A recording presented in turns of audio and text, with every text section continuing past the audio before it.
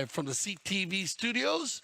I'm here with Jan, Eric, Frank for the 2023 Sieber Memorial. It's coming to you live today from the Grand Champions Polo Club, field number 4. And this 12-goal polo has been just fast and furious, almost more like 16 to 18. So keep a good eye on it. Jan, let's meet the players. Absolutely. Very good morning to you all. Thank you, Dale. So, Dundas, and Dundas is going to be featured 2 young lady players. Sarah Siegel-Magnus coming in at number 1, playing off 0 goals. Then Mia Cambiasso at number 2, playing off 2 goals. Roberto Zeda today playing number 3. Normally we see him at back, and Geronimo Obregon, very, very strong 5-goal player, playing at number 4. For Newport, of course, Gene Goldstein at number 1. At number 2, Juan Monteverde, one of the 2 5-goal players. At number 3, Michel Dorignac, and at number 4, the young man by the name of Ted Moore coming in off 2 goals. Our 2 mounted officials this morning are Pepe Araja and Esteban Ferrari, and of course, as always, on standby as our 3rd man and IRO, the wonderful Mr. Steve Lane. Yeah, Steve Lane, we've been talking with him all morning long, and as you can see, keep an eye on the backdrop right there. Great drone footage of our World Polo League flags. And Field 4 runs right down along Lake Worth Boulevard. So if you are in town and you want to see the game, you can just shoot right over there and check it out. As this will be a good setup, a very good matchup today. We know the Dundas team is Sarah Siegel-Magnus, Mia, Geronimo, and Roberto. They play a lot of polo together. They're going to get 1 goal on handicap. And this is a new Newport team today, Jan, with Ted Moore and with Juan Monteverde. Now, Michel Dorignac and Gene play a tremendous amount of polo together, and they know each other well. So look for Gene Goldstein to pull the team. They're in the white jerseys, Dundas in the black jerseys, and we're going to get our first whistle of the day. And that's going to take it down. Well, it looks like you're going to have an open goal to start this one off, and it's going to be an open goal penalty 3. So 40-yard shot. All players must be off the field. And remember, the player hitting the ball has 1 approach, 1 swing at the ball. And Jan, well, they mix it up a lot. Zeta and Geronimo will be mixing it up on the penalty shots. And both of those, of course, I'm mistaken. I apologize. It's Sarah Siegel-Magnus. It is indeed, and Sarah Siegel-Magnus, after a nice, calm little run up to that ball, gets the first goal of the match. Now, just to remind you, if you just tuned into the Sieber Memorial, this is the 2nd match. Dundas coming in off 11 goals, so they've been given a goal in hand. So 11 goals plus 1, of course, would be 12, and that is the first goal by Sarah Siegel-Magnus. Newport, of course, coming in at 12 goals, so that is how they line up here at the beginning, and Chaka, number 1. I want to apologize to Sarah Siegel-Magnus because she hits all the penalties, and she has been phenomenal from the penalty line. They're going to win the bowl in. It's going to be Geronimo. Obregon coming through very, very strong.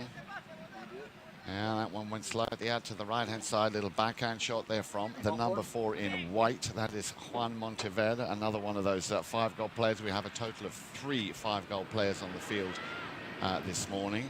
But what's also so nice, Dale, about the Sieber Memorial 2023 is that we have a total of 4 young ladies playing in this year's tournament, which I think is a definite up from previous years. So Newport, as I say, in white, getting things underway here with a shot deep in their own half. Here is that long ball up towards the halfway line. Goldstein also just crossing that halfway line, but it'll be intercepted once again here by the young Mia Cambiasso. Good pick up from her. Bit of space that she's found herself in that she can work with. Sends it slightly out to the left-hand side. Has to slam on those brakes. She's got the number 3. They're coming in for a little bit of help. And that is Zeda. As you said, Dale, normally we see him with the number 4 shirt. Today he's playing the number 3. But once again, Cambiasso, oh, very well done. Finds that little gap. And, yeah, wasn't able to quite finish. Very close as that ball just went out on the left-hand side. Yeah, great ball control here by Mia Cambiasso. She's going to shut her pony down inside the 60 and then work it to the inside. Just a little bad luck as it rolls wide. And this is the man who we have seen, man, I've known for many years, Jan, Ted Moore. Their family started and owned Broad Acres in Oklahoma. And the family, the Moore family, such a big part of the world of polo. So it's great seeing Ted playing here. And he plays a lot of high goal polo back in the day, so he'll fit this team perfect. Well, he nearly had a shot on goal there, but once again, Cambiasso also now playing a good role in defence. Nicely, quickly turned around here, and it'll be Obregon. Now, as you know, Dale, he is one of my favourite 5-goal players, exceptionally strong player. Another one of those players who can hit the ball now from the halfway line and score. Now, we've seen this before. Cambiasso not able to finish what she started. Ted Moore coming in to put an end to that. In comes Geronimo looking for a little gap. He will leave that one to Zeda. Geronimo goes up. Here comes a little chip shot back to the number 4 to Obregon. Obregon will try and keep that ball in play on the near side. Well, just shaved the front of that goal mouth. Cambiasso, so Dundas here early on in this first chukker, putting on a lot of pressure on Newport. Moore, nice little steal here by Ted Moore. Now then, how far can he take that ball up? He's got Geronimo sitting on his hip there. Cambiasso not able to pick that one up. Left behind now for Dorignac. Coming up to the 3.5-minute mark, so I'm pretty sure the next opportune moment will allow the players to go for that courtesy change. There we go, 3.5 minutes. You can see it on your screen. Newport, nice little run now into Dundas territory. And it'll be picked up by Obregon.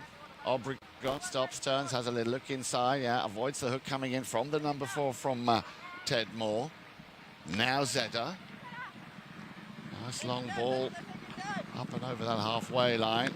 Cambiasso, beg your pardon, Magnus, Sarah Siegel Magnus did well to correct herself, but she gets the support there from Obregon right behind. Bit of a loose ball, wow. Yeah, you could see the man coming across, but no call, a good non-call here. Clearly enough space, and remember the umpires will of course allow place to open up before they make that call. Yeah, no, well said there, Jan. A great non-call. Remember when the umpires choose not to blow the whistles on a close call. Ted Moore, you could see the window was already open and the player turned.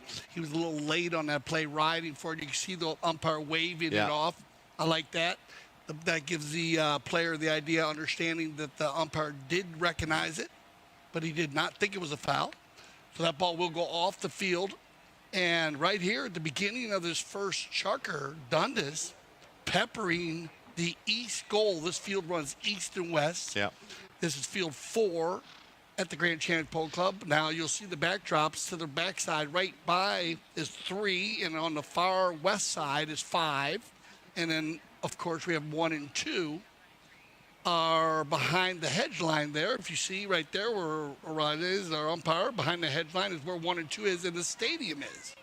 So you can join us there Sunday where we'll be having a big final. I was just about to say, Dale, Sunday, of course, very much looking forward to the first final of the WPL season 2023, the All-Star Challenge, and what a great tournament that's been, eh? Yeah, and the semifinals were phenomenal. I mean, just like the way they should have been. And so 2 great teams in Casablanca and Richard Mill. And there's going to be a knock-in here for Newport, and it'll be Ted. Ted Moore getting things underway. We'll leave that one behind for Dorignac. Wants to send it back. And for me, Dale, Ted Moore is a player I haven't actually seen play that much. But what I'm seeing so far is he very much likes to get involved, eh? Yeah, well, his father was into the running quarter horses back in the day. Okay. So they brought a lot of breeding into polo that was based on mixing the thoroughbred with the running quarter horse. So he's a great horseman, an amazing place there in Broad Acres. That's in Norman, Oklahoma, Jan Frank. That's where the University of Oklahoma is at. Right. It's a great town just outside of Oklahoma City. About 45 minutes from Oklahoma City. And they used to have, one of the couple biggest 20-goal tournaments in the summer. So if you're traveling around the nation playing high-goal polo, that was one of the main stops for many, many years. Well, funny you should mention Oklahoma, Dale, because that's on my bucket list. I need and I must go there at some point in the near future because I have a cousin living up there. Cowboy Hall of Fame, too. Yeah, so Oklahoma is definitely a place I'd like to visit and, of course, maybe get a chance to see that club. Let's go back to the action there. We're down to just under a minute and a half left to play here in the the first chukker. So far, just that one goal coming in from Sarah Siegel-Magnus, plus the goal given on handicap. So 2-0 as it stands. Like I say, with a little over a minute left to play in favor of Dundas. Yeah, probably we're going to have our stats at halftime, and this first chukker, this might be the third or fourth knock-in for the white jerseys, so control going to Dundas here early. Nice little shot under the neck there. This time it's Juan Monteverde. Monteverde sends it back up. Very involved, Dale, as I said. You know, he's had a lot of touches, Ted Moore. Cambiasso there just trying to make it life a little bit difficult for him. There's the outlet pass out to the right-hand side. It'll be intercepted straight away by Zeda. Once again, Zeda just making the most of that space over on the far side. And we've just heard the horn, so down to the last 30 seconds of play. Once again on the sideboards. Picked up now by the number 3. By Dorignac again. Still a little bit patchy, this opening chukker. Not really seeing the flow with especially Dundas and Newport, of course, both very, very experienced teams. Not quite seeing that rhythm yet, which we've come accustomed to, but I'm pretty sure that will change as this match continues. Yeah, we're going to get a whistle there to end our chukker, so we'll see what our mounted officials decide on this call. To me, it looked like riding in from behind, but we'll check with them as we have Steve Lane, our IRO third man, using the iPad, which we're going to talk more about in real time. So stay with us. Dale Schwetz, Jan-Erik Frank with CTV Sports, and we're live from the CTV Sports studios for the 2023 Sieber Memorial.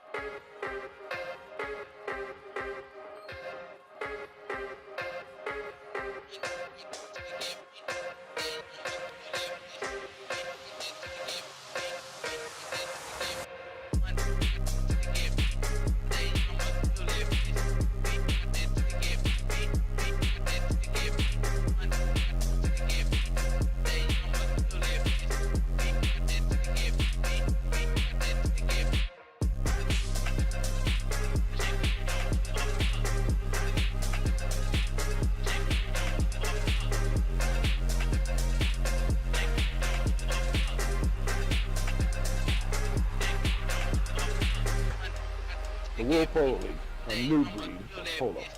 One, great to have you with us here on this beautiful Friday morning, the 24th of February. You are watching the second match of the Sieber Memorial 2023.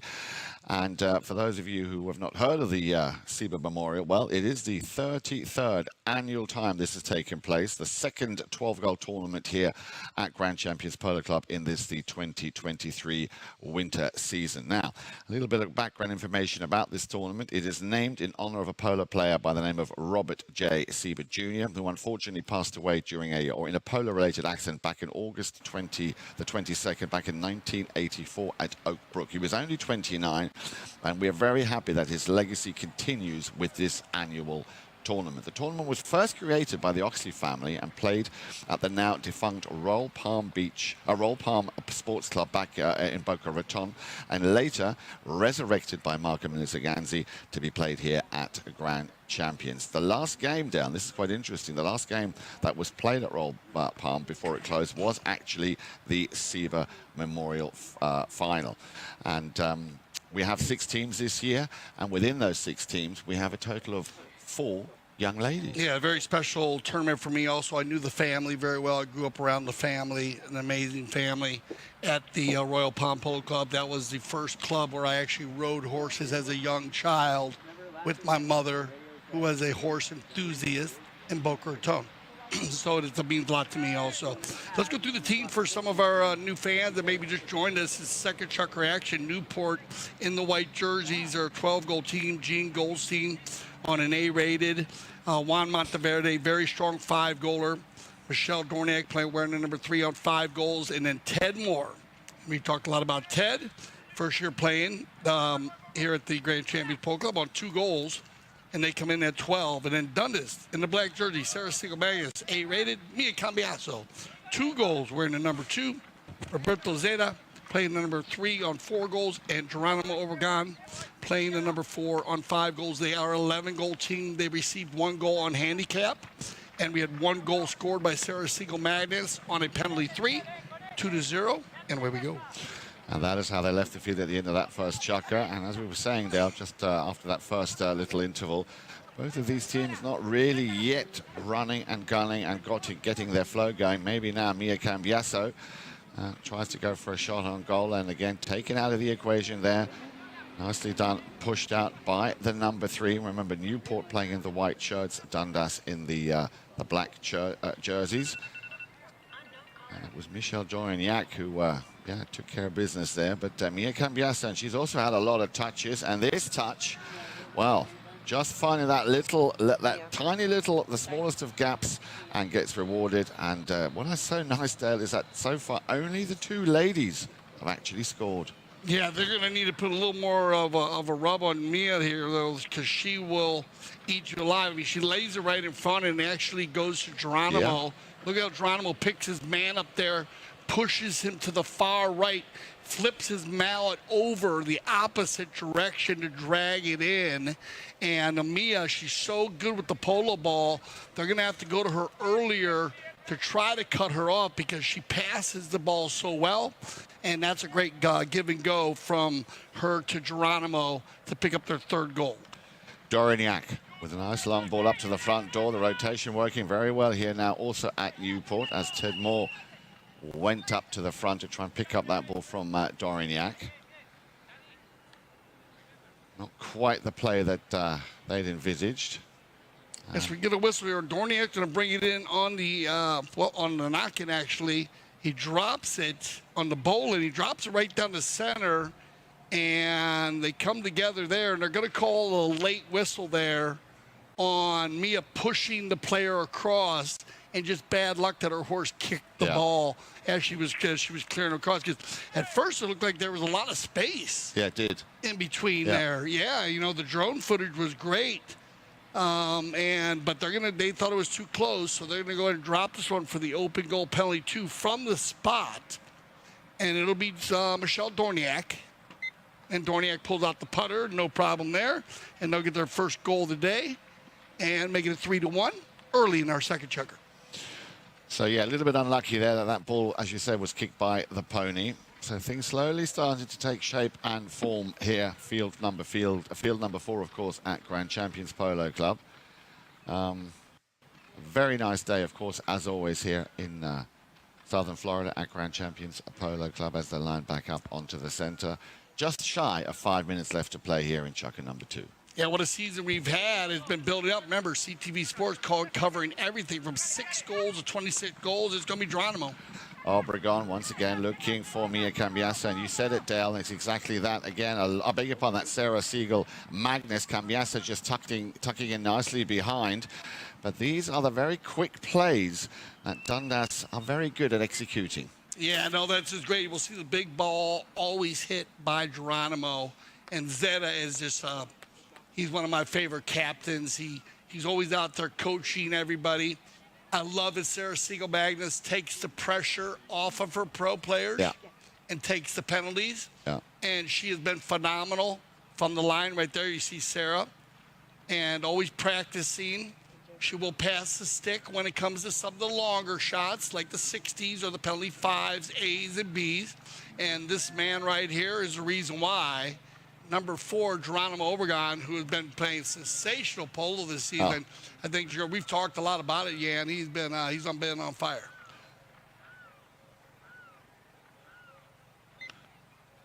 And that is high and pretty straight from, again, great drone footage here. So Obregon picking up his second now here in chukker number 2.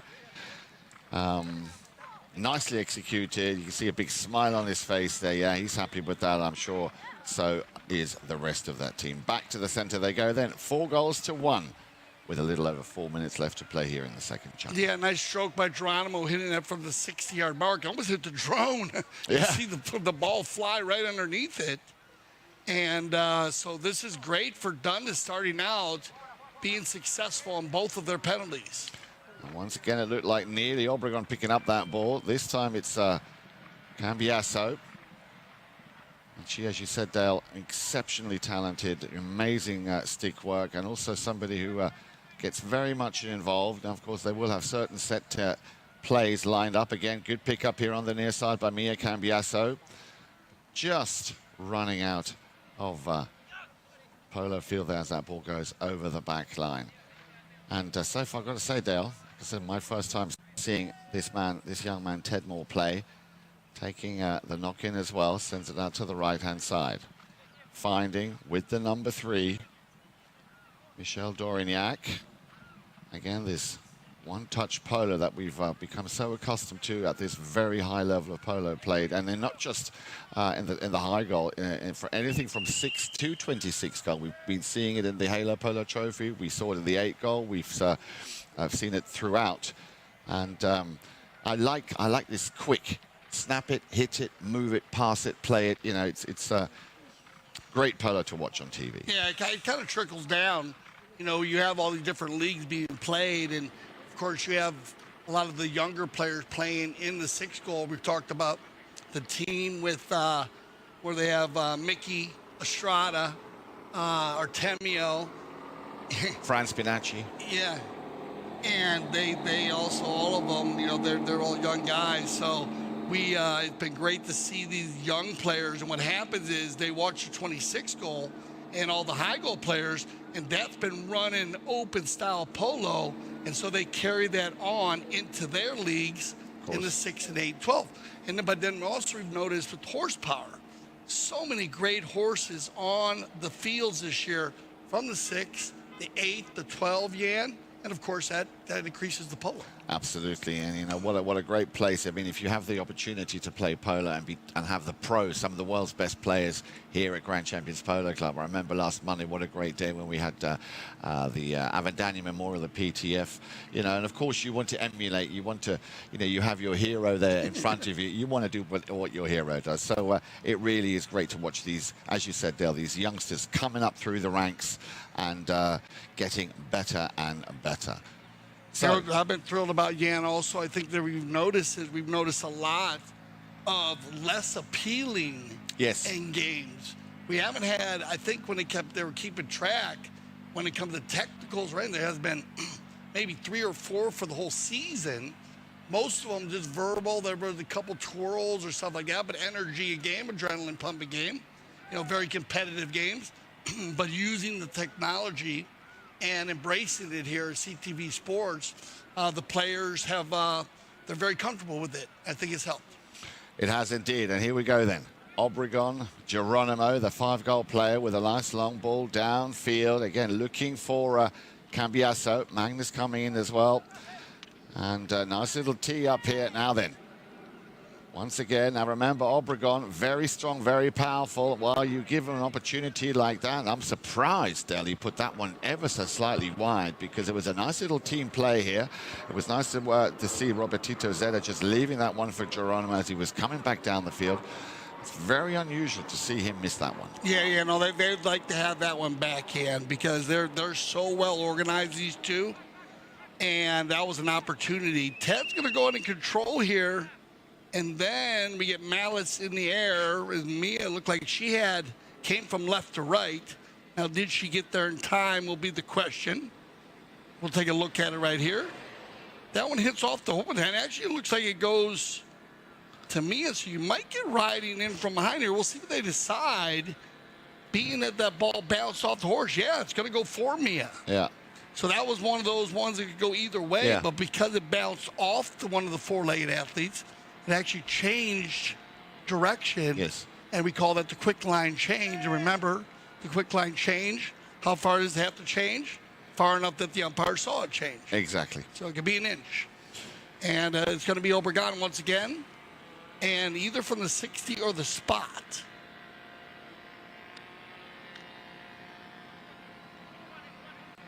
Well, also not really what we know Geronimo Obregon is normally known for. So, again, dodging a big bullet. And, of course, they're not going to waste any time in turning things around. Monteverde sends that ball up, coming down the line there with the number 4, Ted Moore. I like the way he gets involved. Again, challenging his counterpart there, Obregon. Back to Zeda, snaps one under the pony's neck. They're looking for Mia Cambiasi. She tried to pick that up on the near side. It was a bit of a bouncing ball, so not an easy play to play. On the back line here for Newport. Need to get the structure once again on the move, Mr. Ted Moore. Obregon got there first, sends it back. A lot of passing from left to right, and another whistle will stop that play with just a little over a minute and 18 to be exact, 1:18 left on the clock here in the second period. Yeah, let's go to replay here. They come together there, Zeta, and then that one's going to pop, and you see how Ted Moore, number 4, he actually, the ball passed him, and then he spun around to follow that ball. And, of course, the player following the ball will have the right of way over a player moving towards the ball. So Ted spinning around there. He already had Zeta closing the window, the gap between them. And so this is going to drop it. The last shot that Obregon, that Geronimo took was from the 60. This one looks like it's going to be about at the 80, so he's in range anywhere, well, center field in for Geronimo. And so this should be a little bit of an angle shot for Obregon on the 5A.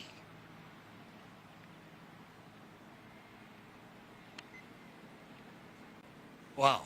Wow, incredible. Airborne and with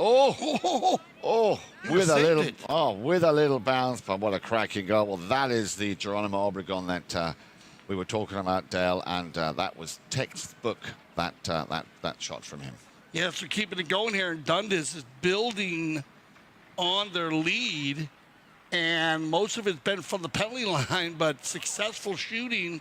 But watch out for Goldstein, number 1, when they get Gene out in front. And I like when they get Gene running, they have not had hit a few balls to him. But once you get Gene out in front pulling the team, they seem to line out better. A little rub here from Monteverde and Dorniak, and now they'll leave it for 1. Monteverde again. Sends a nice long ball down the field, looking for, well, that's the man you were just talking, I beg your pardon, no, that's Ted Moore. Ted Moore working very hard, the finishing touch there. Ted Moore with the number 3, maybe can he push it through? Very unlucky, but again, great effort here, and a lot of hard work from Ted Moore. Last few seconds of play here in Chukka number 2. And there will be the horn, so that will bring it all to a close. So 3 goals in that Chukka to 1 in favor of Dundas. All 3 coming from Geronimo Obregon as they leave the pitch. 5 goals to 1. Newport need to come up with a plan here when they come back in Chukka number 2. Yeah, no, they need to get fired up here, because the Dundas team will get stronger every Chukker. So stay with us. We'll be right back here on CTV Sports.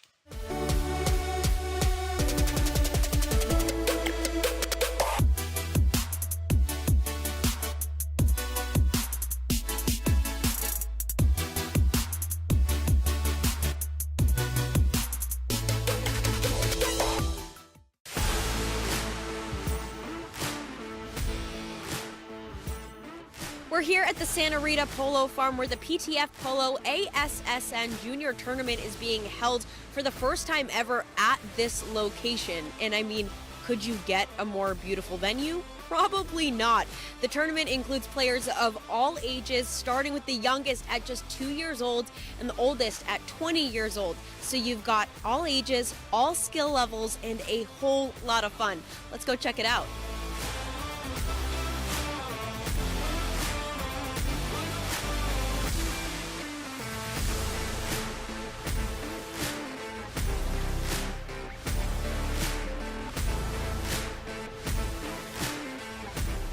It reminds me of my days when I was in that position playing the kids tournament, and for us it meant the world. So I'm very happy to be here supporting my son and other kids as well, because I think they really enjoy this, and for them it's even more important than for us probably playing the 26 or the 22.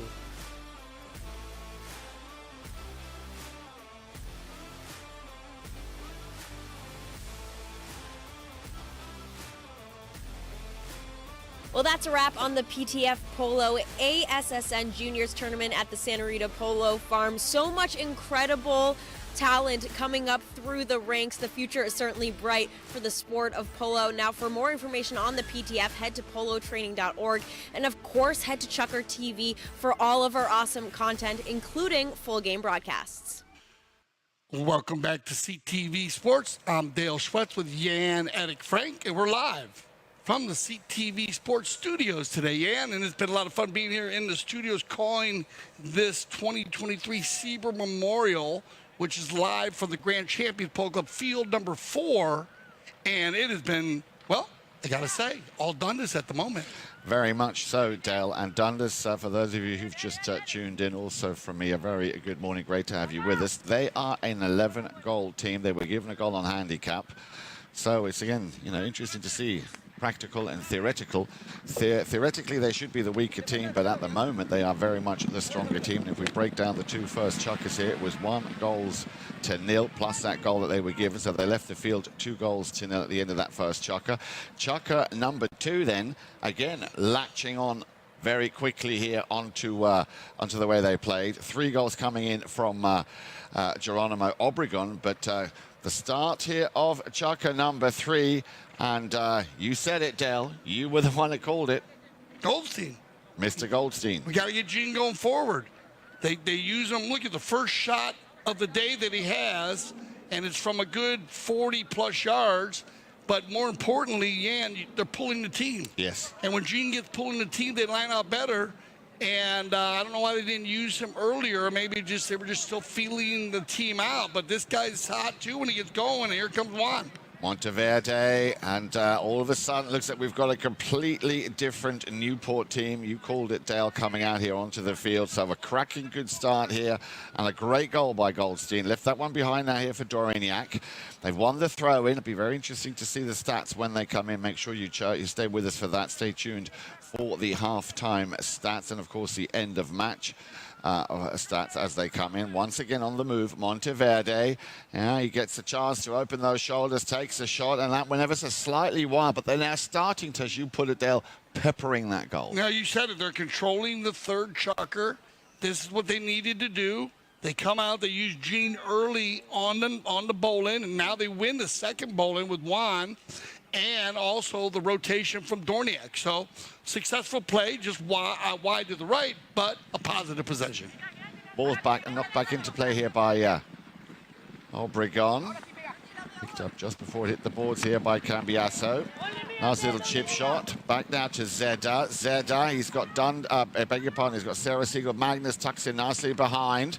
Well, just a finishing touch, nicely done. Robertito Zeda picking up not only another goal for Dundas, but also his first of the match. Yeah, this is a good polo play here. Starts with Geronimo. He hits out to the outside. Mia tapped in the inside one time. Great riding there by Sarah Siegel Magnus to stay to the right side, knowing that you have Zeta coming in hot on the Bay Pony. And Zeta rides 2 or 3 Bay Ponies that are phenomenal. When he jumps on them, he gets a lot done. So keep an eye on the number 3. But that's just a power polo play by all 4 players working well together. Ball's back in play. Turned around. Looking for a little shot. up down the field. And coming in there from the number 3 from Michel Dorignac, but you can see, and this is what I meant earlier, gets very much involved. Nice little idea to leave that one behind, a little steal, very quickly done. Cambiasso wanted to leave that one for a number 3 for Robertito Zeda. Slightly topped that ball as he went for the shot, the man with the number 2 there, Juan Monteverde. Again, Cambiasso straight away in there. She gets the support from Zeda. Cambiasso on the near side. Nice pick up. Now, has she created a bit of space for herself? Went for that shot to try and take it further downfield. And we get a whistle. That'll stop the clock with 3:36 on the clock. And I thought Mia, boy, she was ready to run on this little dun horse right here. Yeah. It skipped over, but right there, you can see how Geronimo comes from right to left, falling over the top of it. That's just bad luck, because Mia was ready to rock and roll, and I was ready to see her get out in front because she runs the goal so beautiful. That'll take us to our courtesy change here. And so they'll send them off. Most of the horses today are all being kept down on the far east side of field number 4. And, of course, this is the 2023 Sieber Memorial.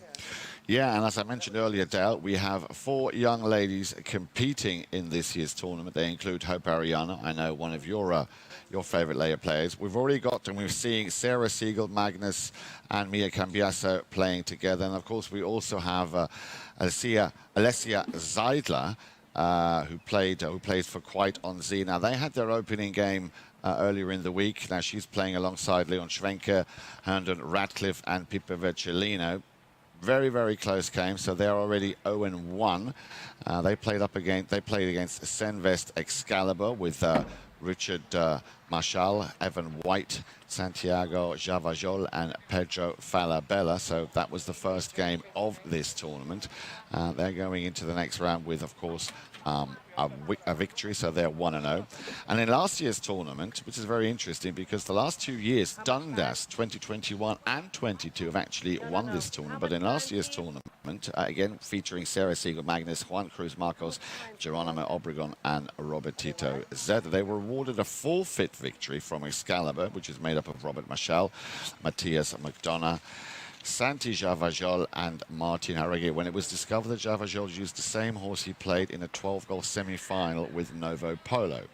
While Javajol was a legal player substitution, players must not use the same horses for 2 teams according to the USPA railbook. And I think it's very good that you can't switch the horses up. No. And it was just bad luck because basically he had filled in, but it was their issue they had to deal with. They handled it very professionally. And both teams did. I was there live, and but they took home the win based on that. After our courtesy change and a right-of-way violation, which went in favor of the Newport team, this ball gets hit down inside, and right there, you can see how they come together. And Monteverde thinking, Juan trying to get through there, he makes the hook and tried to get out in front, but it looks like he fouls the second man, turning that ball to the right. So they'll drop this ball right there from the spot for a penalty 5A. It'll be number 4, Geronimo, and he's, let's see what kind of set play they use here. Wow, Geronimo's going to drop one out, looking either for Mia or Zeta, and it's going to be stolen away by Michelle. Dorignac on the halfway line. Now what can he do? Coming down to 3 minutes left to play here in the first half. Very much looking forward to those stats, Dale, which of course will be coming to you when we have the halftime break. Nice pick up again. Well, we had a similar situation when we saw exactly that. Gene Goldstein earlier on at the beginning of this chukker. He made mincemeat of that pass when it came, scoring his first goal of the match. Cambiasso looking to send that ball back up to Sarah Siegel Magnus. A little bit of a ride off there on the halfway line. Once again with the number 3. And that'll be Michel Dorignac. Monteverde comes and tucks in nicely behind. Cambiasso goes in for the ride-off. There is the pass coming from Dorignac, looking for Monteverde, but Ted Moore, well, let's not forget about Ted Moore. Started so strong and also still playing a very solid game here, and I'm sure he'd like to see a couple more goals going up on the score here sheet for Newport. Round the outside then. Nice little run. Very good run here from Monteverde. And we have another whistle that stops the action at 2:11. Yeah, you know, Ted, I believe, was 5 or 6 goals at his highest rating, Jan. Yeah, you can see that. Yeah, so he's solid. And then he might, yeah, I know he was 5. He might have even been 6. So we have, let's see, with 2:08 left here. Looked like Zeta was trying to get out of the way. Yes. But he's just going to get caught. And this is That window. judgmental call by the umpires. Yeah. You know, is the player getting out? Remember, they're looking for the player to take the quickest route out. And the problem with that is most players do not do that. They take a route that puts them in a better defensive position.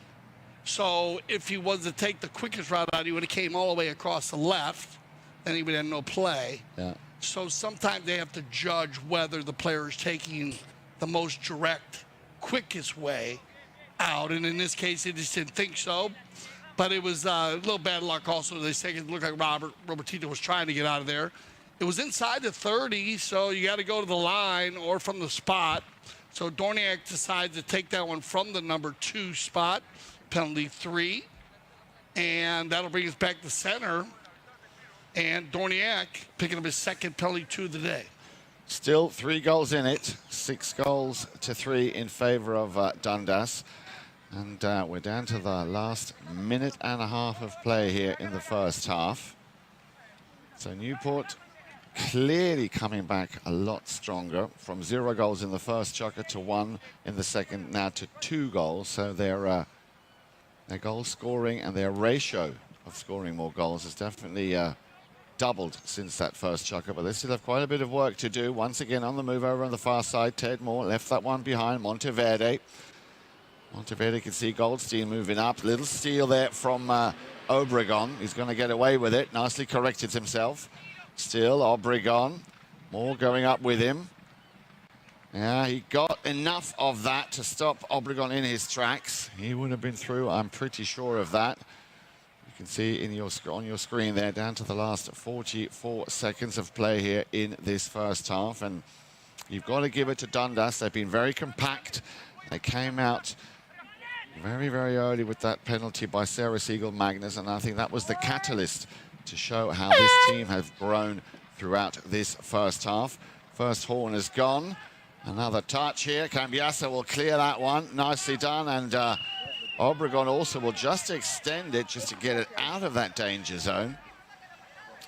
And with a whistle on that play, that will bring us to the end of the first half. So Sarah Siegel-Magnus scoring in the first. Geronimo with a hat-trick in the second. Robertito Zeta now also scoring in chukker number 4. Dale, over to you for the stats. I'd have to think Jan with a great first half there as a 6-3, you know, on the score. And this is a huge stat right here. 12 shots compared to 4. Dundas just peppering the goal. We talked about that in the first 2 chukkers. But also this stat is big too. 7 knock-ins by Newport, which those are all misses. So Dundas has missed the goal a few more times there. They got to get their higher their percentages up a little there. Throw-ins, very even, 5-3. And then fouls committed, not too bad right there. Both teams keeping it under, right around the 5 or under. That's always good. And then you have the penalties scored. You have 2 on the 60, 2 60s, which are huge goals by Obregon, and then the 30s. So, man, what do you think about that first half, Jan? Well, it took a little time to get going. It did get going. I'm liking the way, or I very much like the way Newport came out in the second chukker, but they still have a lot of work to do, and I'm pretty sure that Gene Goldstein and Ted Moore, you know, these two gentlemen are going to have some enough to talk about in that halftime break. But I'm very much looking forward and excited to seeing how Newport come back in the second half, and to see whether or not Dundas can keep this level, this very high level up.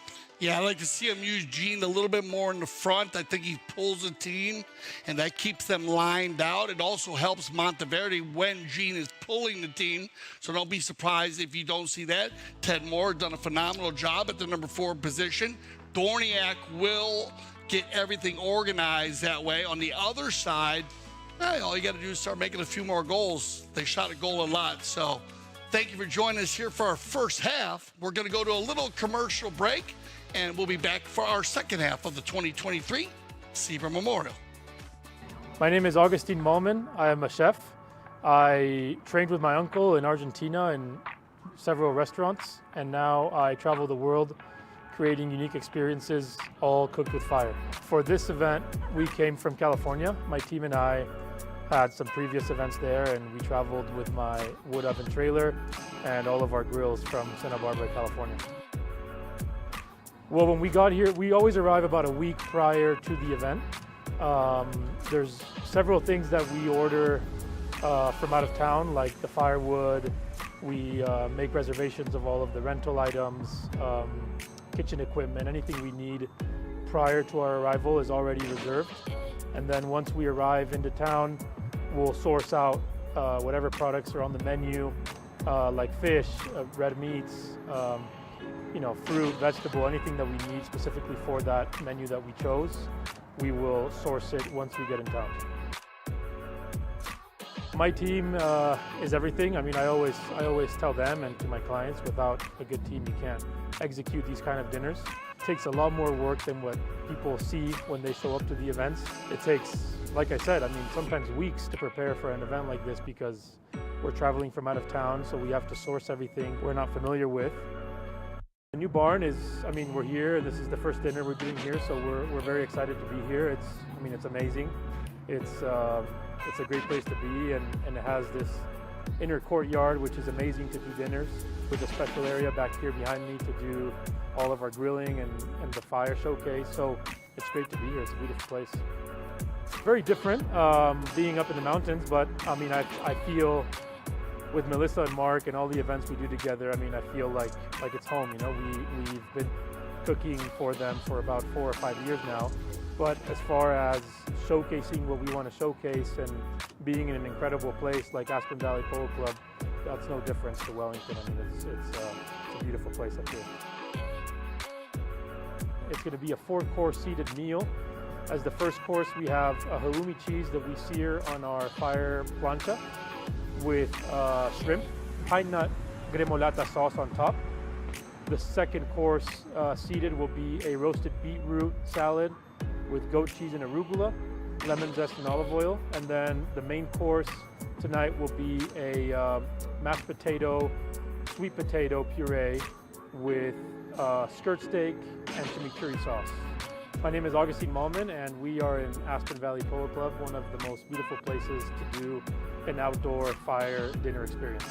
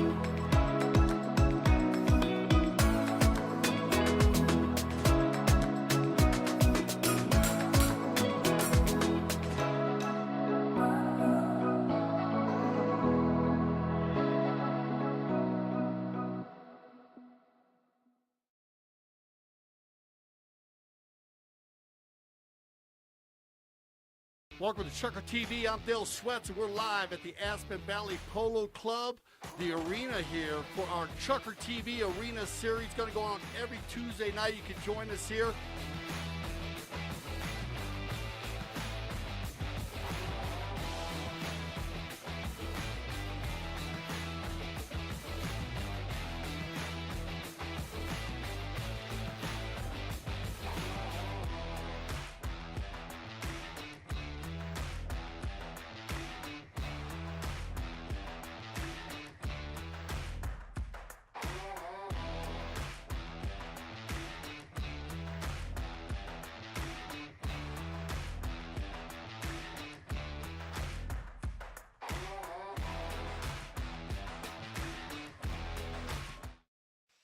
Welcome back to CTV Sports. I'm Dale Schwetz with Jan Edick. Frank, Jan, how you doing? How you think the first half? I mean, stats were... Said it all. The stats actually said it all. And when I was looking at the stats just now, also the throw-ins, I'm actually surprised that Newport actually won a lot more of the throw-ins, but Dundas actually then got the better of it, you know. So there is room for improvement here. I think I'm not seeing yet Newport play as tight as I've seen them play in the past, but I'm sure that'll come. I think things really got going when Gene Goldstein scored that first goal. That, for me, was a turnaround. And you can see that, you know, they won that chukker number 3, that last chukker, 2-1. The chukker prior to that, 3-1 in favor of Dundas. And Newport are on the right track. They have turned things around, but they still have quite a bit of work to do. They are down by 3 goals. Yeah, I believe Dolfo Cambiaso, he might be coaching Mia. I mean, we've seen him at the field a few times during the game based on his schedule, as he is playing over at the NPC, National Polo Center. So, you know, he's always got a bag full of tricks. But, yeah, you can see, well, really the main stat and an amazing stat was how many shots. And you can see that with the naked eye when we were watching it. But we're going to start with an open goal penalty here. This should be a great way to start for Newport. And there you go. Remember, we had the right-of-way violation at the end of the third chukker. So they went into halftime, and they come out, and Dorniak's always solid from the penalty line. Very. And that is his third goal, beg your pardon, his third goal of the game, his second open goal penalty too. And this is what I mean. This is the kind of thing that, of course, can have a huge knock-on effect here for Newport. So coming back early on here in the second half, top of chukker at number 4 with a quick goal, making the deficit just 2 goals now, 6-4. I think we're going to see a very exciting and action-packed second half. Here we go then, ball's back in play, and once again it's Dundas with Mr. Obregon winning the throw-in, and you know, well, we know how strong a player he is, knocking the ball up to the front door, looking for Zeda. Zeda not able to quite control that ball. In comes Cambiaso to try. Well, she did her best to try and keep that ball in play. So again, Dundas flexing that muscle a little bit, and this is where Newport need to be careful, not allowing Dundas too many opportunities, too much space to play their game. Well, we saw the amount of bowlings that were won. You said it, so you know they talked about that, and they're going to win the first one here. This is when they've been using this little give and go, but here, look at this, a new play. Ted going forward, and now, well, you know what I like to see, Gene Goldstein. Yeah, over on the far side, as Moore went out to the right, Goldstein went out to the left, and I think that was the set play here.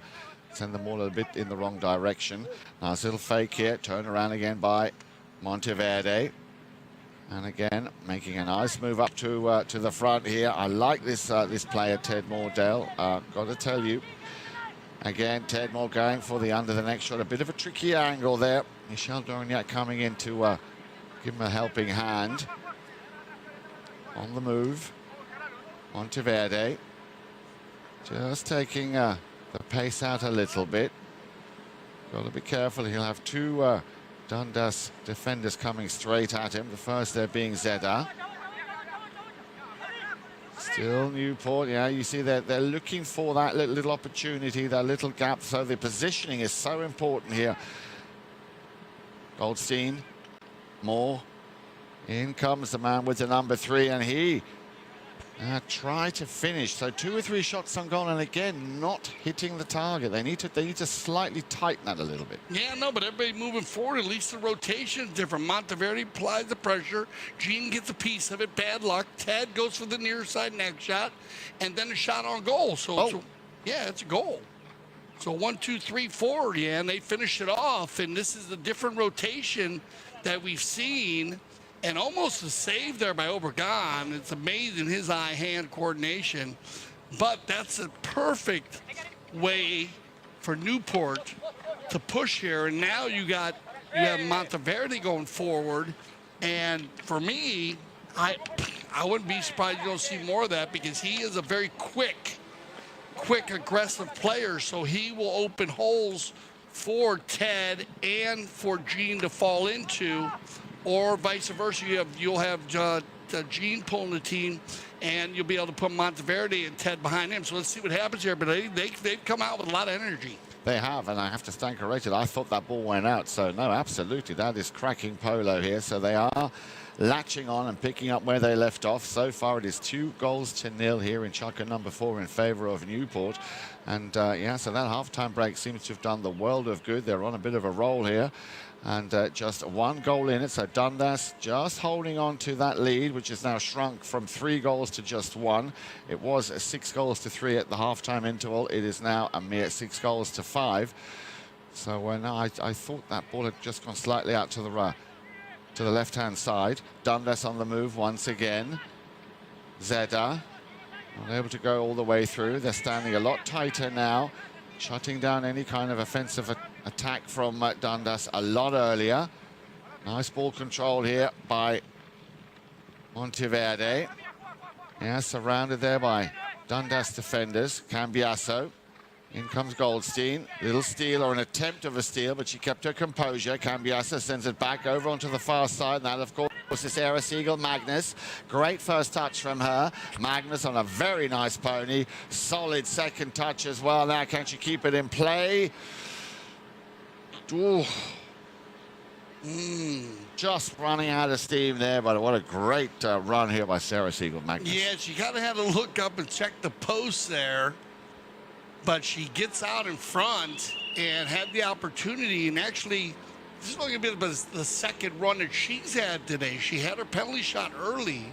So once again, I like when Sarah's also out in front pulling the team. I think they line out a little better.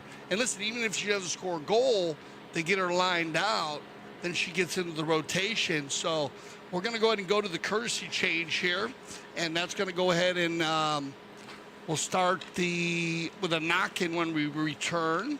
And remember the courtesy change, 1 time per chukker for any of you new viewers. And we'll do a little Polo 101 as we do have some new viewers coming in today. We know our field out there, 300 yards long by 160 yards wide, 9 football fields, will fit in the middle of the pitch as, what do you guys call it, the pitch? Yeah, we call it we call everything where we play, be it rugby, football, why hockey. the pitch, though? You know what? I don't even know. Kind of an interesting. Yeah, it is interesting. I'll have to look into that. We call it field as well, but we call it, I don't know, it's a pitch, yeah. Yeah. And the horse racing there, we talk about the horse racing because in England, in the UK, they do a lot of straight racing. As well, yes. Yeah. Well, we talk about racing here, and also with the courtesy change is a big deal. In the races, we have our Triple Crown, the Preakness, Kentucky Derby, the Belmont, and of course an oval. And the longest race is the Belmont Stakes at 1.5 miles. And it's really very easy to kind of embrace the courtesy change when you think of a 1.5 mile race that they use in racing terminology, 12 furlongs. Yes. And they run it in Secretariat set the record in 1973. That year, Secretary won the Triple Crown, and he ran in 2 minutes and 24 seconds. And a chukker in polo is 7.5 minutes long. So even if you go halfway to the chukker, you're right around 3.5, 4 minutes, which is a minute longer than Secretary running the race.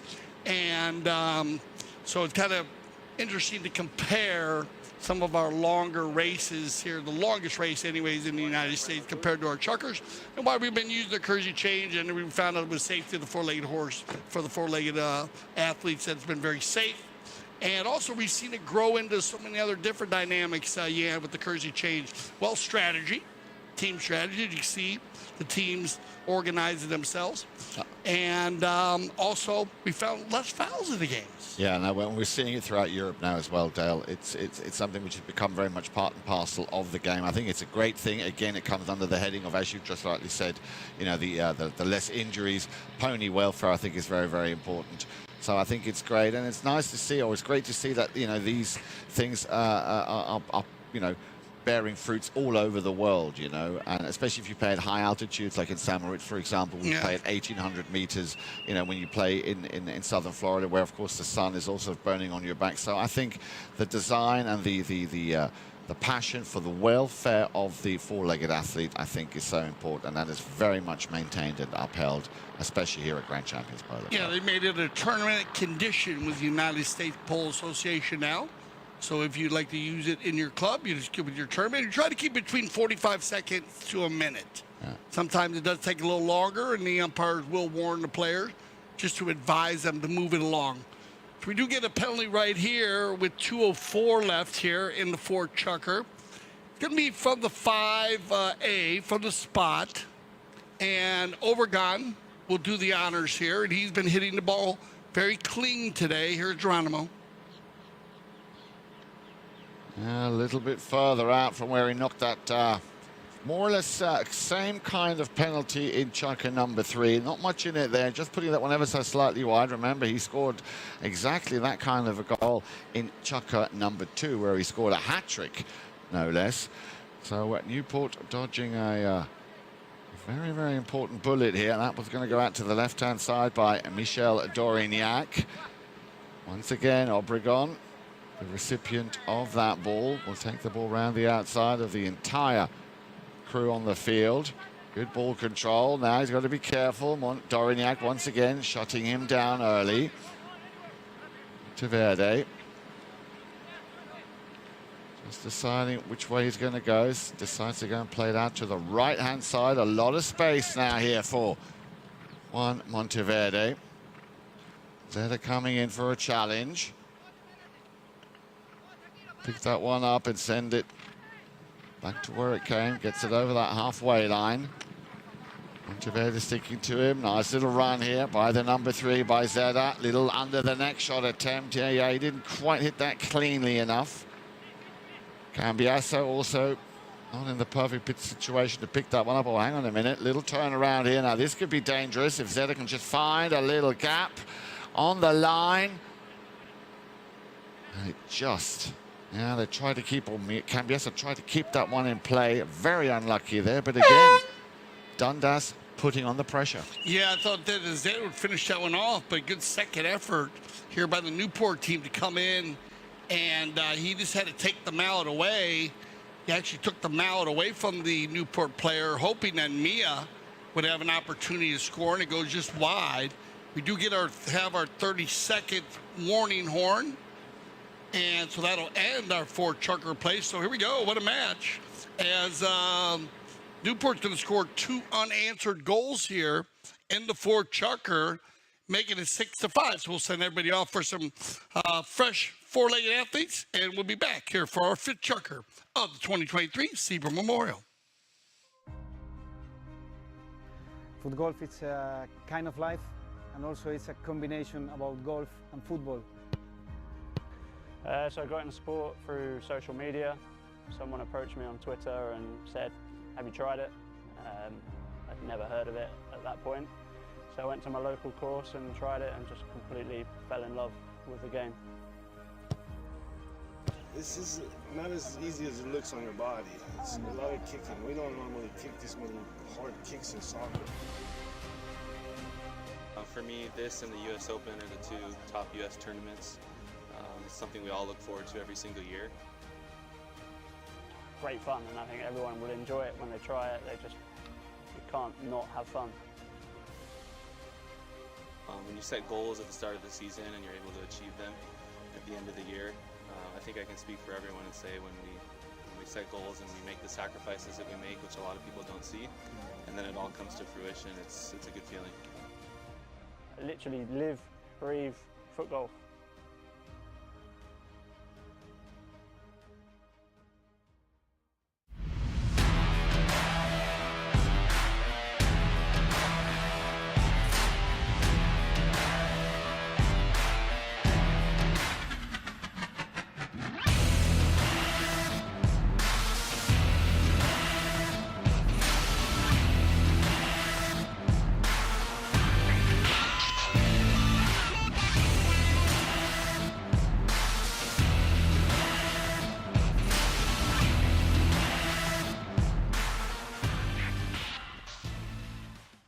All right, welcome back. Dale Schwartz, Attic Frank, CTV Sports, live from the Grand Champion Polo Club, field number 4 here.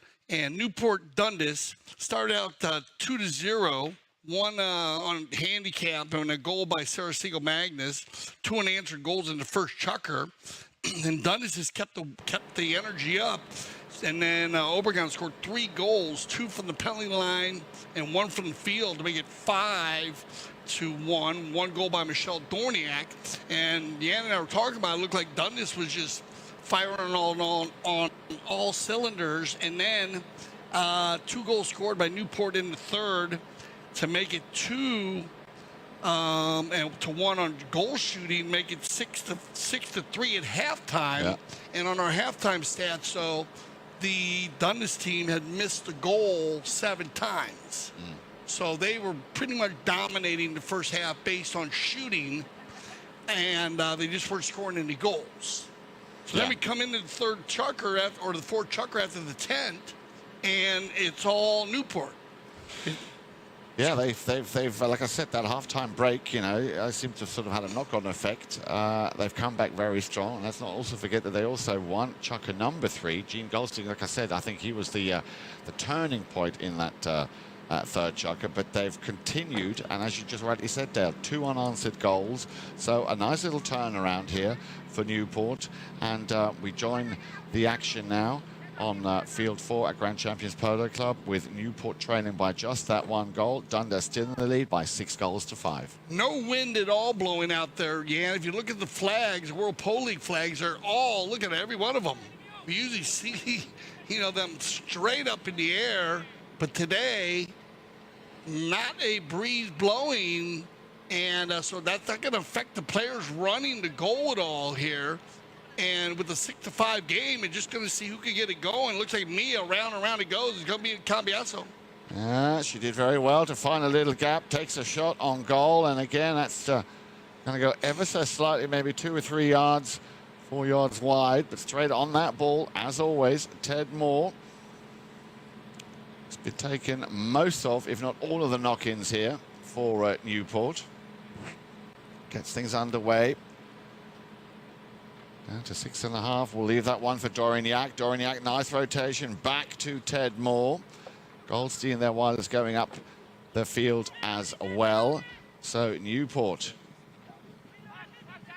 getting quite a bit of advantage here on the space. Nice little backhand from Sarah Siegel Magnus, but intercepted straight away once again by the number 2, by Juan Monteverde. Yeah, and that will... Who's going to finish it? Get the high flag there. We'll get the drone footage here. Juan, I told you, very quick with the stick. That ball is good call. Great job by our goal judge. Look at Juan right here, running right into your living room. And this ball is going to just trickle across right there. Obregon gets a piece of it, but too late. Remember, ball must cross the line. 100% of the ball must cross the line for it to be a goal. And our goal judge right in line there, catching now and perfect. They're going to win another Bowen here. Look at trying to get Goldstein out in front, but picked up by Mia. Cambiasso. Now then, with that equalizer, we have a game on our hands here, Dale. In chukker number 5, that is when Newport managed to get the equalizer. So, all to play for. Mia's going to take this one to the right there, and we get a whistle on the play. And I might go. Looks like they're going to go in favor of the Dundas team. So we're going to call uneven here. As she already made the turn, I guess, coming in from behind on a little late there, and they'll drop one from the spot. Over Gone riding a beautiful little gray four-legged athlete here. And he's been changing it up. He uses the field very well. Sometimes he dribbles it, sometimes he takes it. And but we have seen definitely some stronger teamwork and support by everybody on the Newport team here in the second half, but it'll be controlled by Mia, stolen away by Juan. Monteverde, the man who just scored that equalizer here, also getting stronger and stronger throughout this game, especially here in the second half. That, believe it or not, was only his first goal of the match. Now with the number 3, Dorignac.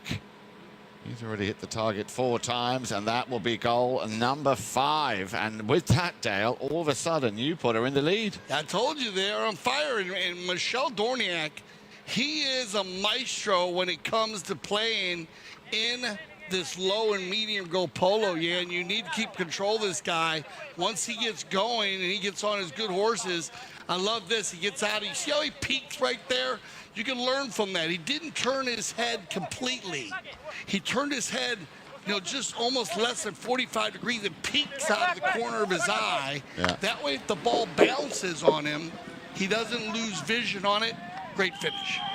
Yep, and with that, of course is, as I said, the lead now for the first time here for the team in the white shirts. Goldstein, Gene Goldstein at number 1, Michel Dorignac at number 3, Juan Monteverde at number 2, and Ted Moore at number 4. So they are on a roll. Goldstein. You get a whistle here on that, and that might be fun to look at again. We'll see if you can get that, roll that one back just to take a look at it. Goldstein picks this ball up, and there must be something that goes, oh, I see what happens. On the backside, if you keep an eye on this play, on that play, what happened was Goldstein had a clean run, but Ted Moore was behind him, his own player, and he came through and cut off another player. Oh, bad luck. Yeah, that's bad for luck. Newport. Yeah, I don't know if Ted saw the oncoming player, but I wasn't really sure. And I got to take a look at it here on our replay system in the studios, and a great call. Ball back in play now. 3.5 minutes, approaching the 3.5 minute mark. Dundas now slightly on the back foot here. Over on the far side, Zeda. It's been a bit quiet around Zeda the last few plays. Cambiasso. Good ball control as always from her. Cambiasso, look at that pony open up, and again slightly overcooking that one, sends it out to the left-hand side. So now it looks like the shoe's on the other foot. Dundas struggling to finish some of their set plays. Yeah, I know Mia wanting to get loose, but they're keeping an eye on her. You know, she's mounted so well. All these teams are, but especially Mia, and she's such a fabulous rider, and they seem to be keying on her a lot. You know, they're getting in spots where they can try to get to her early and try to cut her off a little bit earlier instead of going to ride her off, Yan, almost giving her space to get out in front so that they make her make moves around her because she's mounted so well. And when she starts hitting the ball, you got to be careful. Well, you said it. You said it. You know, we saw very much early in the first chucky. You know, a lot of space given to Mia Cambiasso to play her game, and as you said, she is so clever and so good on the stick. Of course, you need to take her out of the action or out of the equation. They've done a good job so far. She is now, of course, she will try and come back, and she's doing a great job. But of course, now the pressure is on Dundas. They need to come back and get the equalizer. Yeah, you know, you like the way this Newport team came out of the tent. We talk about going into the tent, the locker room. I use a phrase at halftime, but when they came out with a very strong game plan. They did, and that is seems to be working. It's at least paying dividends. Currently, it is 2-0 here in Chukka, number 5. Players making their way back out on the field, and you touched on it earlier, Dale. 45 seconds to a minute. We've seen that the players here try and keep it within 45 seconds. They tend to come back very, very quickly, which of course is also important to keep that momentum and that flow going. Yeah, and that's why you try to keep it on similar because we saw the other day in some of the semifinals where the teams would get back even quicker because they wanted to. Yeah, the Dazzle Fay team was very swift on there. They did a great job getting there. And what a tight game that was in the World Polo League. And just a little bad luck there for Dazzle, missing some penalties. We talk about the penalty being such a big deal, some of in our games. But yeah, they keep between 45 to a minute. If you think about it, that's an extra 6 minutes a game. And we all know that if you have to change tack or you have an injured horse, that it takes between 5 and 15 minutes. Exactly. So to eliminate that, and also to eliminate, of course, having any injured horses, that is a big part. And also, you know, we've seen this now where you got to use a part of your game plan because you can actually play a horse 3 or 4 times based on the rhythm and being able to separate when they play so they get the time to rest. So that's worked out for maybe players that don't have as many horses or maybe top horses. They can maneuver their good horses in. Yeah, there's a real strategy, a real game plan as to when you bring in whatever horse you as a player deem necessary, depending also, of course, on the stage of the game, the score of that game. And we've seen that. We've seen that happen so often, Dale, the courtesy change, especially in the 3rd and 4th, well, the 5th and 6th chukker, when the horsepower can make all the difference in just giving you that little edge. No, it's changing. We always watch for it.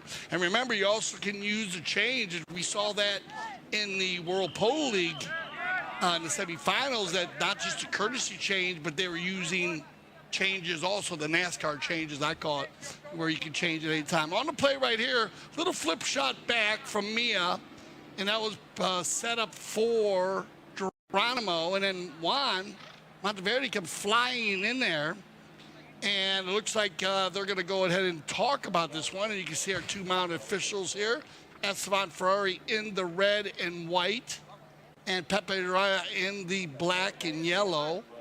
And anytime you see the amount of officials riding away to talk to each other, it's a good time just to allow them to be by themselves. It means that they are talking with their third man IRO, and today Steve Lane working. Now remember, in real time.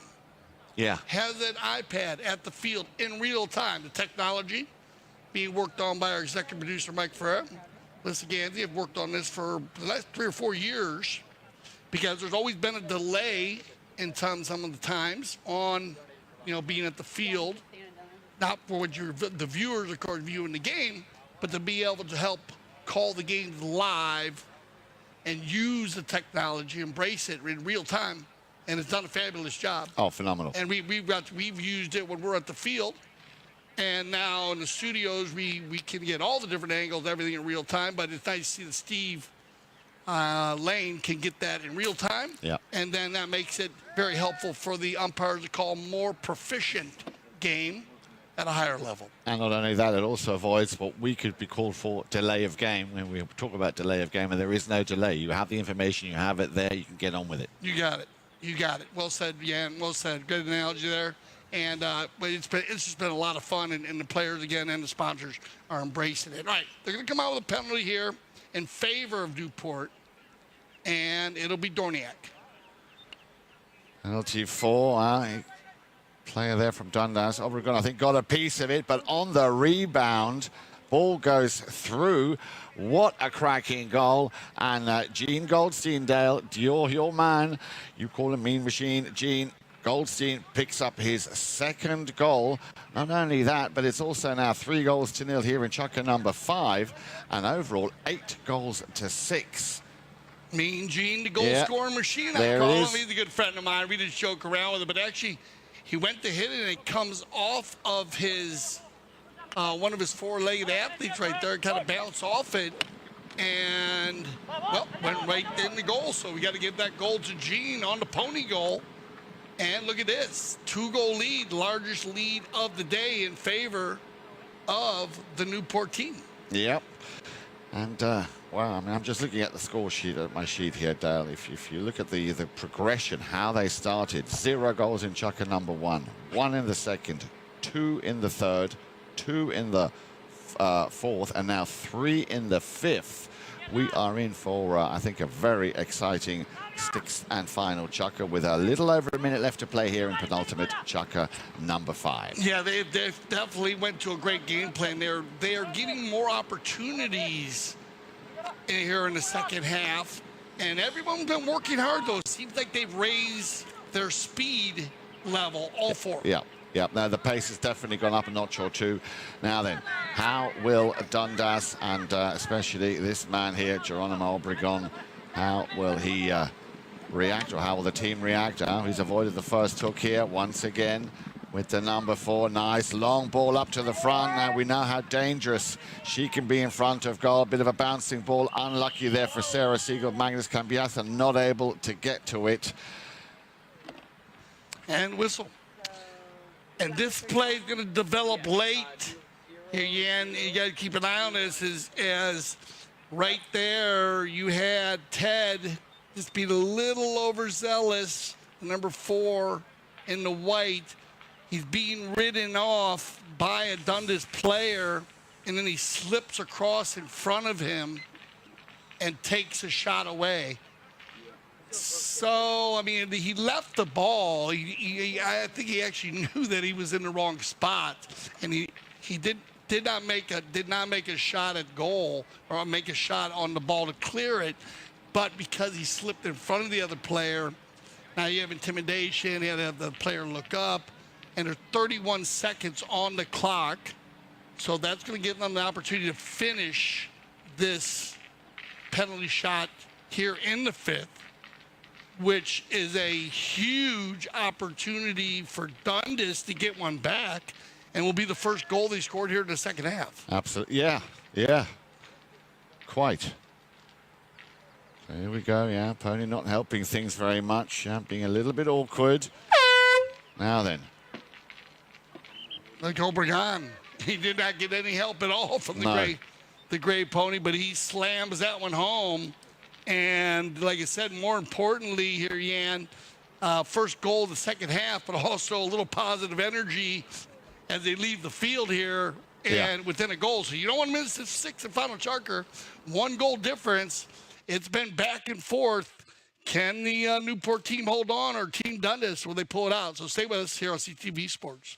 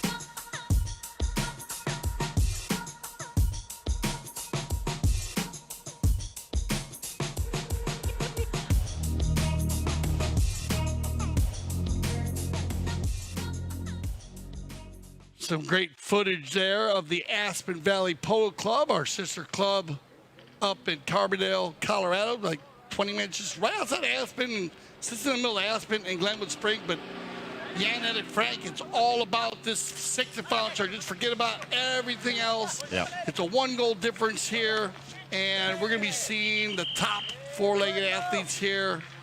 And so let's see who can pull it out. Dundas in the black jersey, Newport in the white. As you said, Dale, it's going to come down to exactly this, but it's been a bit of a roller coaster of a game here. Both teams have played exceptionally well, as we expected, of course, in this, the second match of the Sieber Memorial 2023. Dundas getting off to the better start in the first half, but that all changed, we believe, when Gene Golskine scored that goal in chukker number 3. And here we go then. 1 goal in it. Newport were in the lead by 2 up until right at the end of that last chukker when Geronimo Obregon hammered that ball through the uprights. So, as Dale was just saying, 1 goal in it. Let's see. And it's going to come down to position, possession, and, of course, the horsepower, especially when we have our final courtesy change. Battling it out over the far side, Michel Dorignac there with the number 4, Geronimo Obregon. Now remember, they need to be careful. The umpires will eventually blow on what they call negative play or delay of game. And that is something which I'm glad to say, Dale, we haven't seen much of at all really here at Grand I Championship. think I might have seen maybe 1 or 2 all season. Yeah. And that's playing that from 6 to 26 goals. And I think one of them was in the high goal. Yeah. Yeah. Which is kind of different. But, yeah, been very open flowing. The teams, the players have adapted to the rule very well. Thanks to the action, and Mr. Obregon over on the far side trying to untangle that melee of players here. As I said, always love and very much enjoy watching Geronimo Obregon, of course, also from a big Apollo family. On the move now then. Zeda hammers that one towards goal. Well, and again, great drone footage here. The ball will just stay in play, get knocked out of that danger zone, as I like to call it. So now Newport with a chance here. And that'll be, once again, Michel Dorignac, so far the highest scorer in that team. Oh, that looked like a bit of a nasty run in there from into the back of Geronimo. You can see he's not happy. Straight away gets off his pony, wants to look and make sure it's okay. But going back to Michel Dorignac, having scored a total of 5 goals thus far, Dale. Yeah, they come together there pretty hard, and so they'll go ahead and check this 4-legged athlete out and make sure Geronimo's okay. We'll take a look at it again one more time. We'll run it back here and just take a look at this. Ball gets hit down the field and it bounces. Gene comes from right to left and actually changes the ball across the field a little bit. And the lesser angle there is going to be the issue. Who had the lesser angle? And it's a difficult one. It does go off to the right side and looks like the lesser angle to me. And we'll see what they decide. But it's going to be in favor of the black. So great footage there.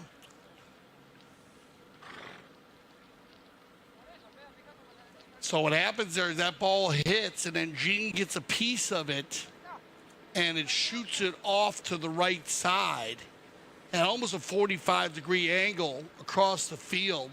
Geronimo goes to turn onto it, and you have a white player coming up and down the field following Gene.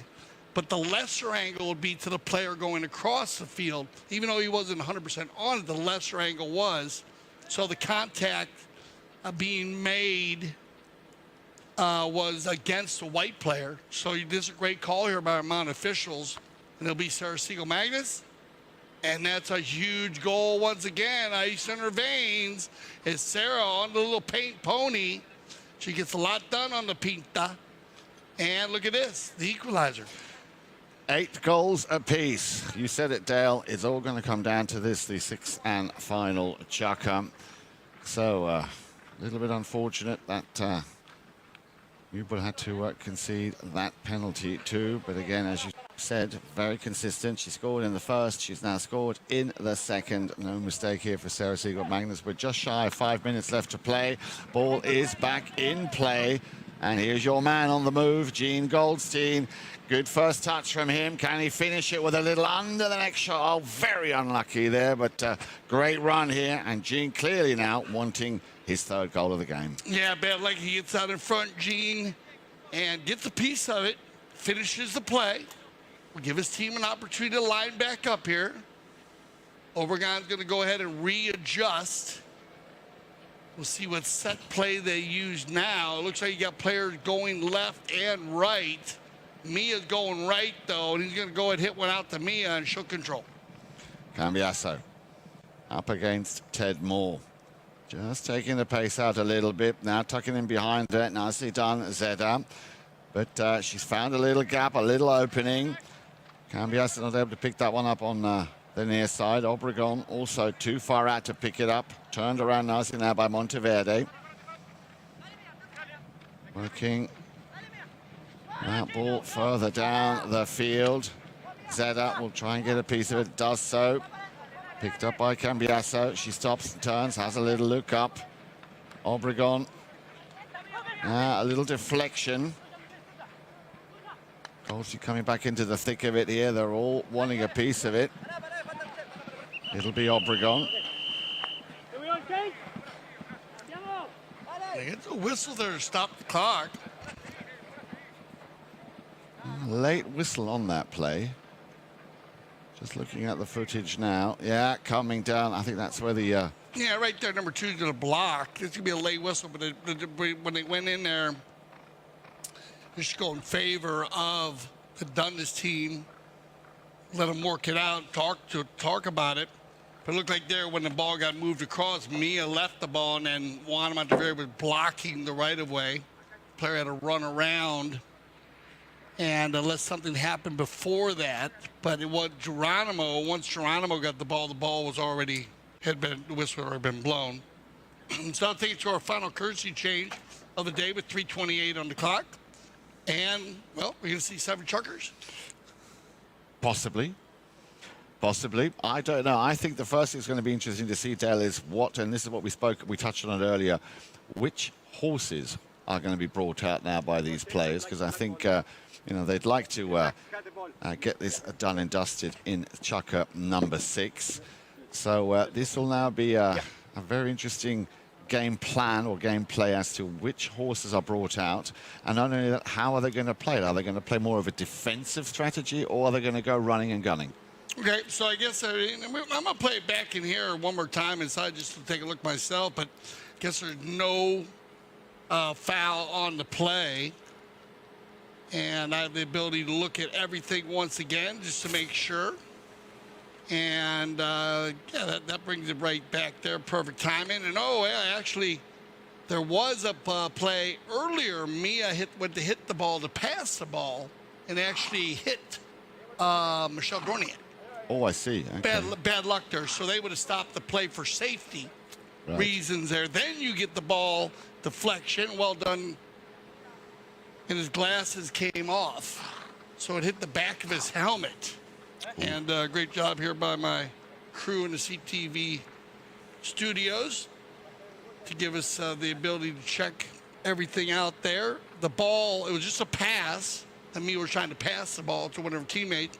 Michelle came over, hit off the back of his helmet, knocked his glasses off. Ooh. Yeah. So then it bounced over where Monteverde now gets caught in a foul. And then Geronimo takes off. So you see all these different plays that can happen. So what you're going to get is you're going to get a fair play bowl in here once they return. And they'll be our final courtesy change here in the 6 chukker.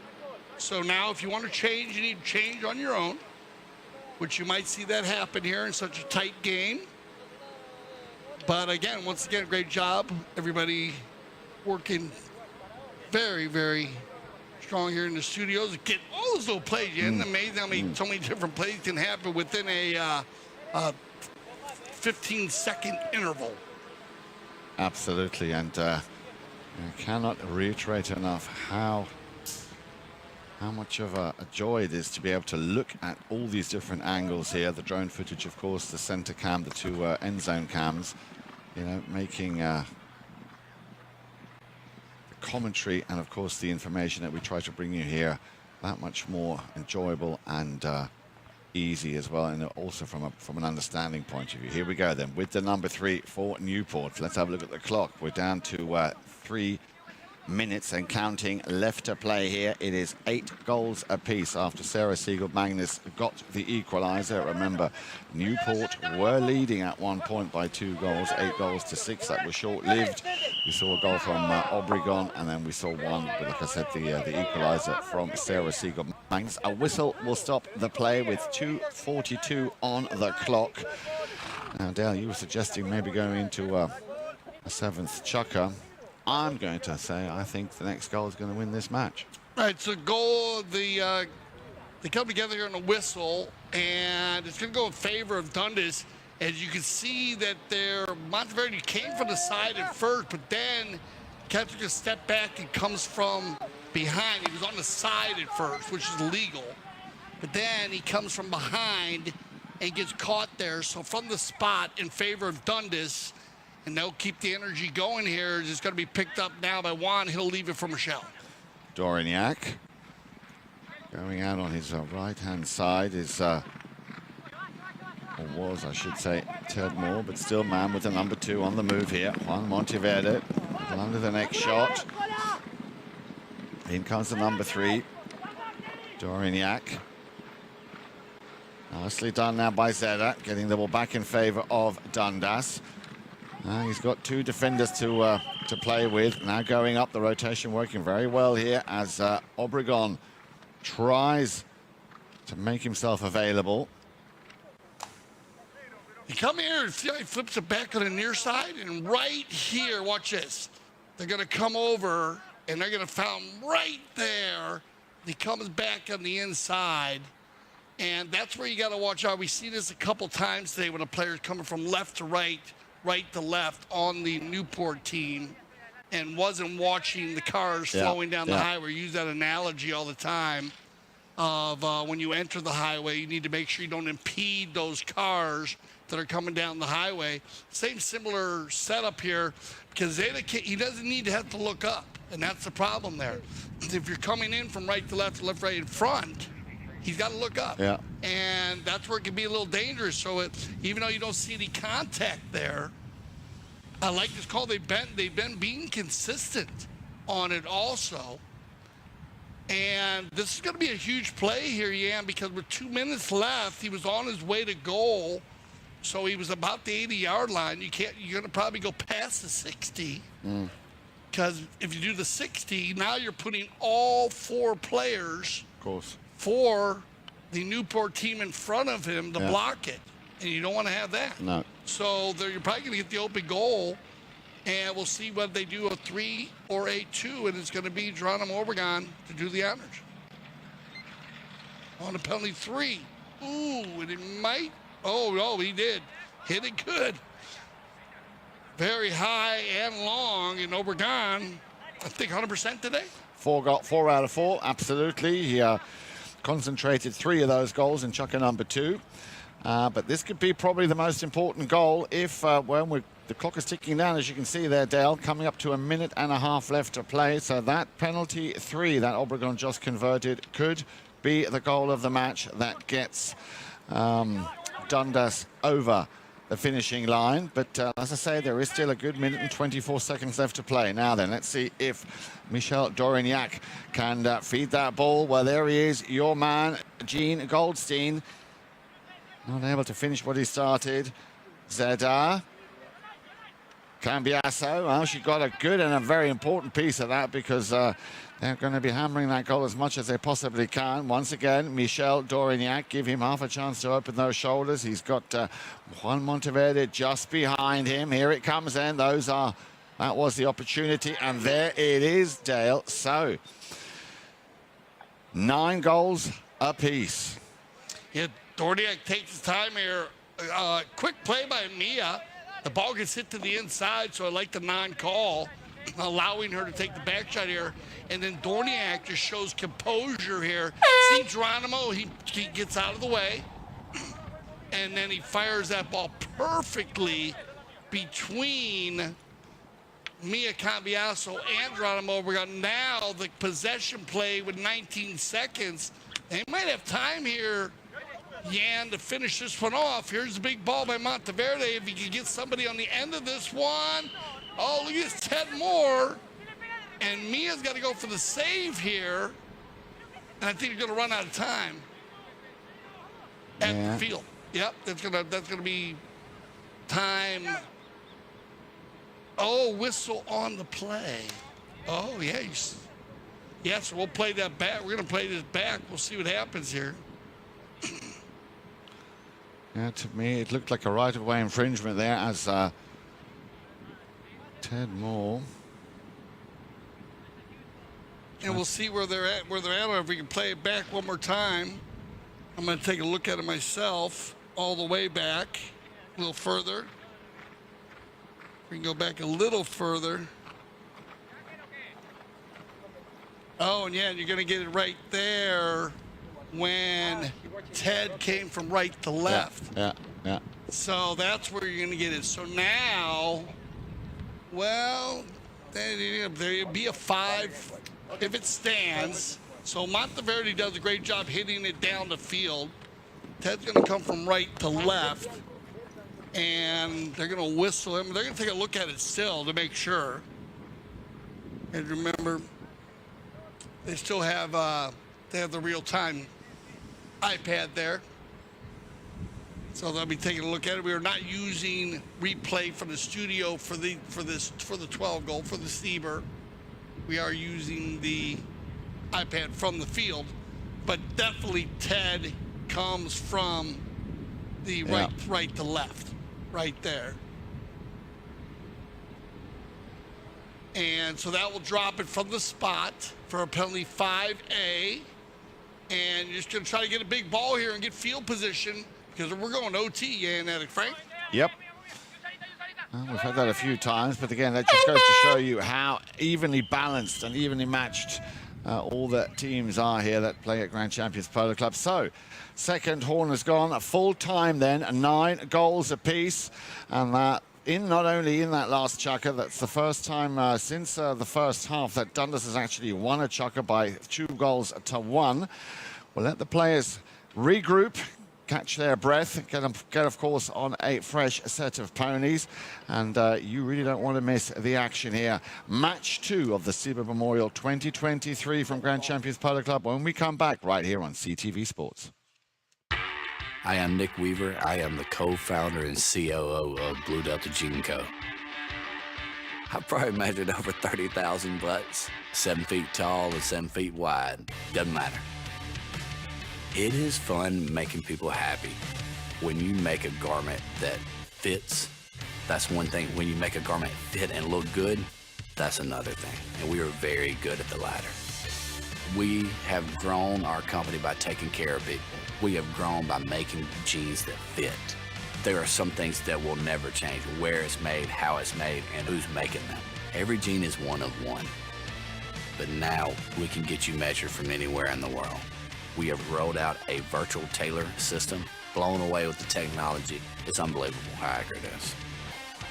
It's a quick, easy, touchless way so we can get the measurements to make you a pair of damn good jeans.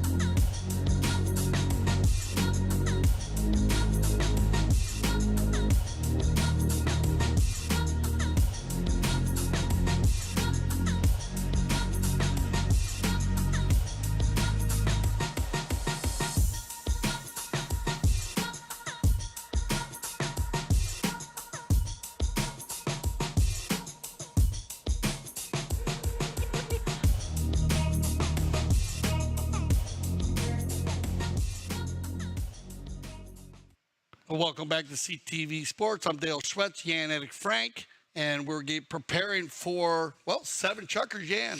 Overtime, sudden death overtime. First goal wins. And we ended with a penalty 5. Obregon had 3 seconds on the clock, so you might as well hit one big ball and try to get field position. Absolutely. That'll be the strategy now. So, who would have thought, Dale, after this roller coaster of a game, the second Sieber Memorial, into overtime we go now then. Who is going to have the slight upper hand, the little bit of luck? They, I'm sure, will have spoken about this in the break at the end after that 6th chucker. So the next goal wins. 9 goals apiece. And of course, from everybody here at CTV Sports, the best of luck to both teams. Ball's back in play. Obregon picks that one up. A little shot there on goal on the near side by Zeda. Once again, Obregon just bulldozing his way through. They're on the break here. Obregon, Zeda is going up with him. Will he keep that ball in play? He's got a bit of a bouncing ball there, not making life easy for him. In comes Cambiasso. She will be the next player for Dundas. Overrides it. Little backhand chip shot. But Dundas, once again, holding on to possession. Hard ride off there. In comes the number 2, I beg your pardon, the number 3, Michel Dorignac. Now on the move. Not able to control it. Obregon just waiting, hovering behind. A little chip shot there from Cambiasso. There was an appeal. Cambiasso, and it would be nice if one of the 2 ladies were to be the one to finish it. This Sieber Memorial game with the golden goal. Obregon hammers one under the neck. Where's that going to go? Just out to the left. Oh, Remington. Remington. And what a play here as it went back and forth. And it looked like Newport was on the roll. And then a quick change as they come back in. I love the little play by Monteverde to change the right of way there. But on a quick knock in now, it'll be Ted. More, trying to get a little bit more.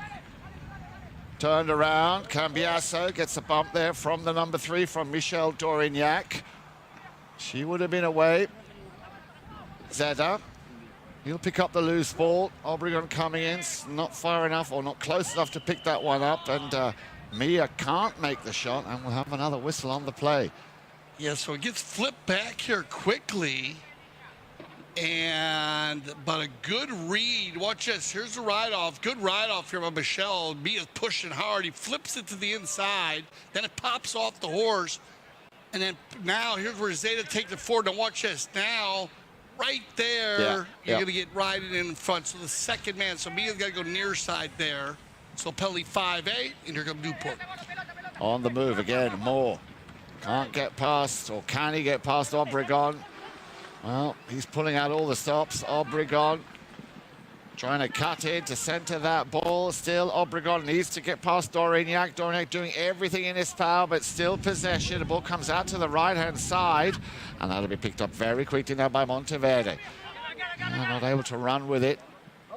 Now maybe the break that Newport were hoping for.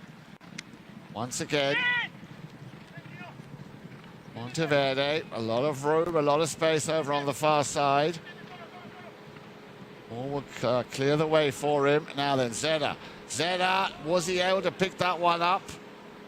Unfortunately not. He did try, he put his stick down. So 10 goals to 9. Let's have a look at this again, coming down the field here. Yeah, Monteverde, you have Ted Moore in front. Zeta had to deal with 2 players there. Ted pulls out of the play. Now right here, you watch Monteverde. I thought he might go to the right, but he goes back to the left side, and then a hustle play, and he just gets his mallet underneath the stick of Zeta. But what a super strong game. And here are our final stats of the day. 10-9 in overtime. And look at this, Jan. 20 shots on goal by Dundas as they were shooting, but 13 knock-ins by Newport. Wow. And that's probably the biggest stat that hurt them today, just that they shot a goal, well, 7 more times, but they missed the goal 13 times. Only 3 knock-ins for the Dundas team, so Newport only missed the goal 3 times. Throw-ins, 12-7. Fouls committed 11-7. So not bad. Very clean game actually across the board. And then Dundas did well from the penalty line. We talked about Obregon, super strong there, and Sarah Siegel-Magnus. She was great.